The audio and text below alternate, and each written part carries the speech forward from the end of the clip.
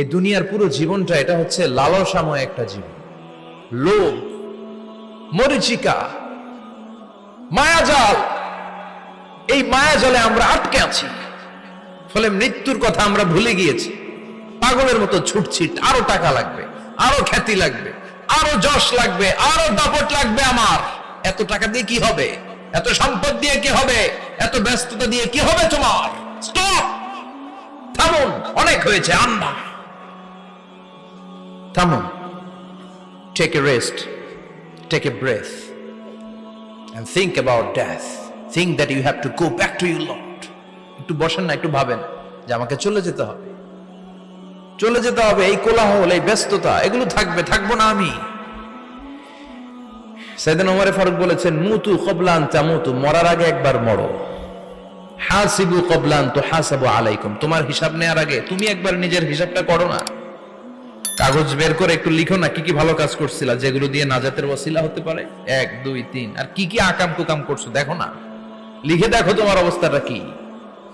মরার আগে একবার মরো। মরার আগে খাটের মধ্যে শুয়ে শটান করে চোখ বন্ধ করে একবার মরার ভান করে দেখেন কেমন লাগে। চোখটা বন্ধ করেন আর ভাবেন আপনি নাই, কি কি হতে পারে ভাবেন। আপনার ছেলে মেয়েরা কান্না জুড়ে দিবে, আপনার প্রাণের স্ত্রী বিলাপ শুরু করে দিবে, বন্ধু বান্ধবের চিৎকার আর মাতম, স্থানীয় এলাকার মসজিদে ঘোষণা, অমুক এলাকার নিবাসী অমুক ভাই অমুকের ছেলে অমুক দুনিয়ায় নাই। সব আত্মীয়রা চলে আসবে, ফেসবুকে স্ট্যাটাস দেয়া হবে, সবাই সবাইকে জানাবে বিকাল 4টায় অমুক হাই স্কুল ময়দানে আপনার জানাজা। ছুটে আসবে, সবাই ছুটে আসবে আপনাকে শেষ বিদায় দিতে, গুড বাই জানানোর জন্য, আল ওয়াদা, বিদায় জানাতে আসবে সবাই। 4 তাকবীর দিয়ে আপনার জানাজা হবে, অশ্রুসিক্ত জানাজায় আপনার বিদায় হবে। কাঠের খাটিয়ার মধ্যে করে কাঁধে তুলে আপনারে কবরে নেওয়া হবে। আগে থেকে খুঁড়ে রাখা কবরটার মধ্যে আপনারে বিছিয়ে দেয়া হবে। বাঁশের কচি দিয়ে তার উপরে মাটির চাপা দিয়ে সব চলে যাবে।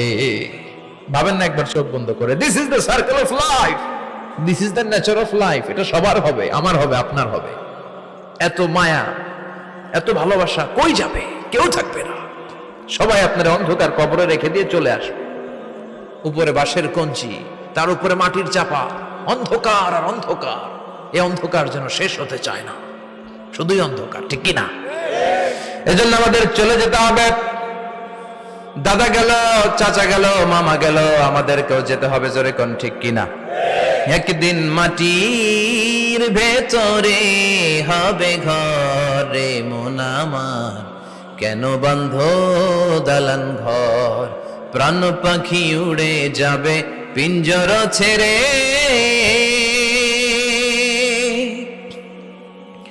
ধরা ধামে সবই রবে, তুমি যাবে চলে।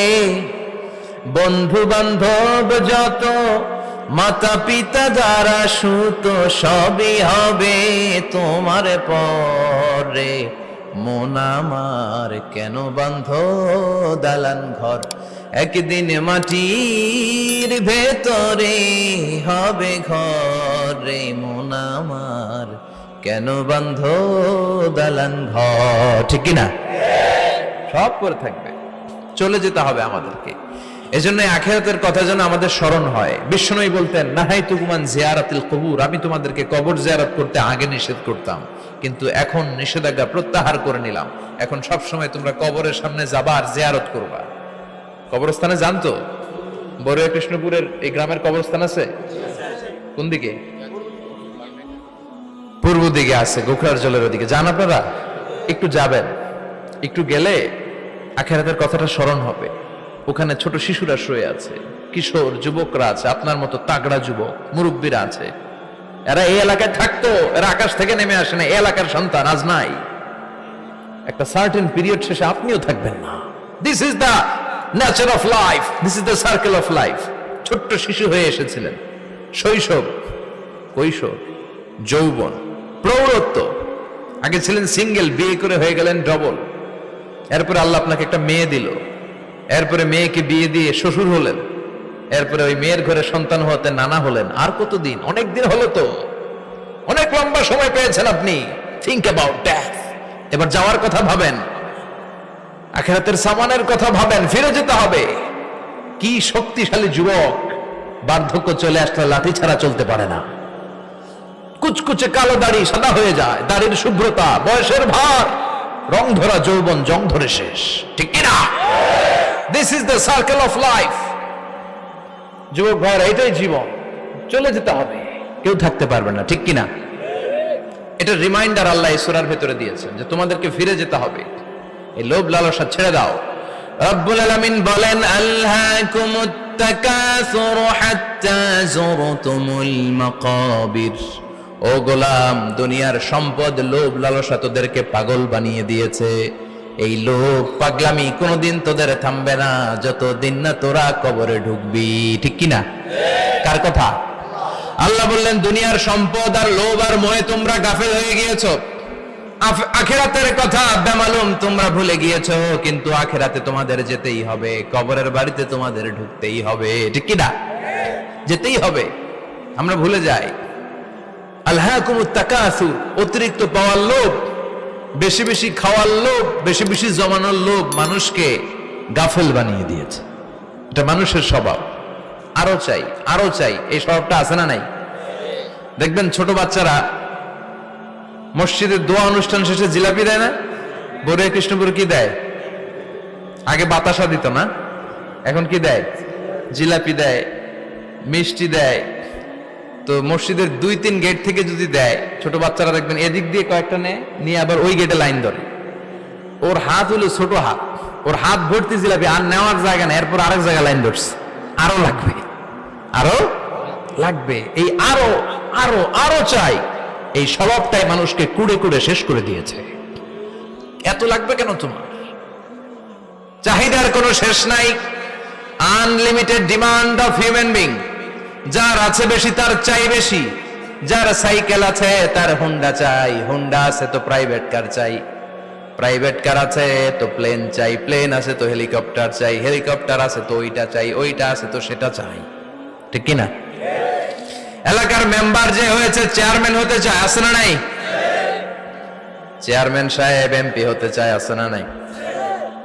এমপি সাহেব মন্ত্রী হতে চায়, আছে না নাই? মন্ত্রী সাহেব প্রধানমন্ত্রী হতে চায়, আছে না নাই? কিন্তু এই দেশে সুযোগ নাই, কথা কন। এই দেশে প্রধানমন্ত্রী সিলেক্টেড, 2-3 জনের বাইরে কেউ প্রধানমন্ত্রী হতে পারবি না, ঠিক কিনা? আমার এই জীবনে তো আমি 2-3 জনই দেখলাম। বেগম খালেদা জিয়া, মাননীয় প্রধানমন্ত্রী শেখ হাসিনার ছোট্টবেলা দেখেছি এরশাদকে, আমরা তখন ছোট। তো মানুষের চাহিদার কোনো শেষ নাই, যার আছে বেশি তার চাই বেশি।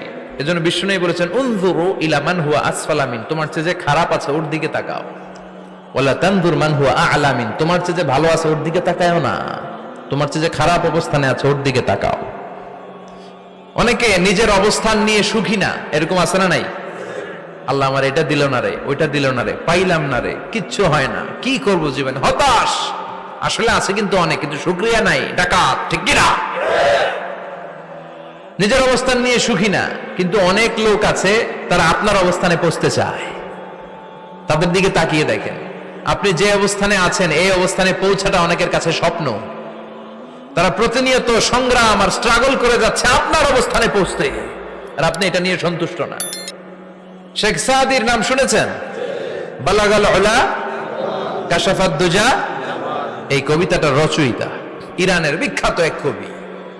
উনি একবার আর্থিক সমস্যার মধ্যে দিয়ে সময় কাটাচ্ছেন, টাকা নাই, পয়সা নাই, পায়ে দেওয়ার মতো জুতা নাই। উনি খুব দুঃখ পেলেন, হায় রে, আমি ইরানের এত বড় কবি, আমার পায়ে দেওয়ার মতো জুতা নাই। দুঃখ ভরা মন নিয়ে রাস্তায় হাঁটতে বেরোলেন। হাঁটতে হাঁটতে হঠাৎ দেখলেন একটা লোক শুয়ে শুয়ে কাঁদছে, ওই লোকটার 2টা পাই নাই, পাই নাই। উনি সেজদায় পড়ে গেলেন, আল্লাহর কাছে ক্ষমা চাইলেন, আল্লাহ অনেক দিয়েছো, শুকর আলহামদুলিল্লাহ। এজন্য যেই পরিস্থিতিতেই থাকি না কেন আমরা কি পড়বো? জোরে বলেন, কি পড়বো? এজন্য কানাতু মিনাল ইসলাম, অল্পে তুষ্ট থাকার নাম হলো ইসলাম। সম্পদ লাগবে কিন্তু সম্পদের পাহাড় লাগবে না, ঠিক কিনা? অল্প খান, অল্প পড়েন, অল্প জমান, অল্পের ভেতরে বরকত ঢুকাইয়া দিছে কে? দেখবেন যাদের সম্পদ অল্প তারা সুখী বেশি। জরিপে এটা দেখা গিয়েছে, অনেক সার্ভেতে এটা এসেছে, যারা সম্পদশালী এরা দুঃখী বেশি। এদের দুঃখ বেশি, টেনশন বেশি, খুব স্বাভাবিক। টাকা যার বেশি, রোগ তার বেশি। টাকা যার বেশি, টেনশন তার বেশি। টাকা যার বেশি, ঘরে শান্তি তার কম। আছে না নাই? ঘরের ভেতরে অশান্তি, ছেলে কথা শোনে না, ছেলে টানে গাঞ্জা, মেয়ে করে পরকিয়া। আছে না নাই? স্ত্রী কথা শুনে না, ভালোবাসা নাই, ঘরটা জাহান্নামের টুকরা। রোগ বালাই, এক একটা হসপিটাল বিল পরিশোধ করতে মাসে 5 লাখ 10 লাখ। আছে না নাই?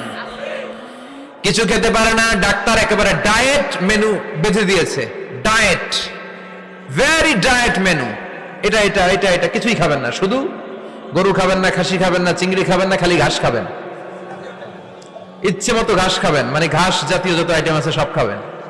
শাক খাবেন, সবজি খাবেন, সালাদ খাবেন। গরু, চিংড়ি, মুরগি, গোশত, ইলিশ কিছু খেতে পারে না। তাহলে রোগ বেশি, খাওয়ার মজা নাই, ঘরে সাংসারিক শান্তি নাই, খালি ব্যারাম আর ব্যারাম। ঠিক কিনা? কিন্তু সম্পদের পাহাড় ঘটেছে। আর অল্প যারা খায়, অল্প পড়ে, রিক্সাওয়ালা, কুলিওয়ালা, অল্প বেতনের চাকরি, কিন্তু হক হালালি মেনে চলে, দেখবেন শান্তি আছে অনেক। হ্যাঁ, বাসা ভাড়া দেয়, ফ্যামিলি চালায়, বাচ্চাদের স্কুল বিল, এরপরও মাস শেষে 1-2 হাজার টাকা হাতে থেকে যায়। আর ওর প্রতি মাসে 10 কোটি টাকা ইনকাম, তারপরও ব্যাংকের ঋণ আছে না নাই? সুখ কারে বলে? কিভাবে আপনি সুখকে ডিফাইন করবেন? সুখ তো টাকায় কিনা যায় না। শান্তি টাকা দিয়ে হয় না, শান্তি দেওয়ার মালিক কে?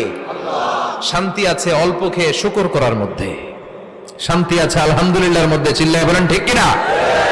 এজন্য অল্প খাবো, অল্প পড়বো, অল্প জামাবো, অল্পের ভেতরে বরকত দিয়েছে কে? দেখেন, ধনী ভাইরা খেতে পারে না, কিন্তু রিক্সাওয়ালার কি সমস্যা হয়? রিক্সাওয়ালারা সব খেতে পারে। কুলিওয়ালা, দিন মজুর, এরা একেবারে স্লিম, সুঠাম দেহি, মেদহীন পেট, পেটে কোনো মেদ নাই, ভুড়ি নাই। আর কোটিপতিদের মেদ আছে না নাই? এত বড় বড় পেট। ঠিক কিনা? আমাদেরও পেট আছে, তবে হালাল পেট। এটা হারাম টাকা দিয়ে এই ভুড়ি বানাই নাই আমরা। চিল্লায় বলেন ঠিক কিনা? রিক্সাওয়ালা, কুলিওয়ালা নিজেও নামাজ পড়ে, বউ নামাজ পড়ে, বাচ্চাটাও নামাজ পড়ে, রিক্সা চালায় আর জিকির করে লা ইলাহা